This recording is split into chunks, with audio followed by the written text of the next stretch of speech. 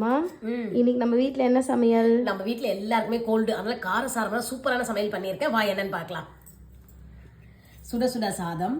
சாதத்துக்கு பார்த்தீங்கன்னா சிக்கன் மிளகு குழம்பு பண்ணியிருக்கேன்ப்பா. மிளகு தேங்காய்லாம் அரைச்சி ஊற்றி சிக்கன் மிளகு குழம்பு சூப்பராக பண்ணியிருக்கேன். காரமா இருக்குமாமா? ஆமாம், நல்லா காரசாரமாக இருக்கும்.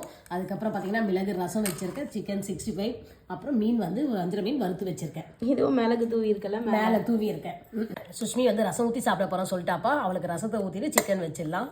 ரசம் நல்லா காரசாரமாக நல்லா கரைச்சி குடிக்கணும், அப்போ தான் சளி வந்து சரியாக போகும். என்ன அப்படியே தொட்டு அப்படியே பட்டும் படாமல் சாப்பிடக்கூடாது.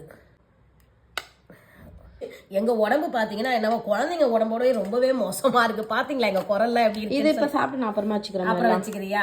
சரி, இதை மட்டும் தான் இப்ப நீ சாப்பிட போறியா? எங்க உடம்பு குழந்தைங்களோட ரொம்ப மோசமா இருக்குப்பா. கொஞ்சம் பனி படுறதுக்காக எல்லாருக்குமே பாத்தீங்களா எங்க முகலாம் பாருங்களா கொஞ்சம் வீங்கி இருக்கும், காதுலாம் இதுவா இருக்கு, கேட்க முடியல வலி. அதனாலதான் இன்னைக்கு எல்லாமே மிளகு கொஞ்சம் எக்ஸ்ட்ரா சேர்த்துக்கலாம் சொல்லிட்டு மிளகுற குழம்பு வச்சாச்சு.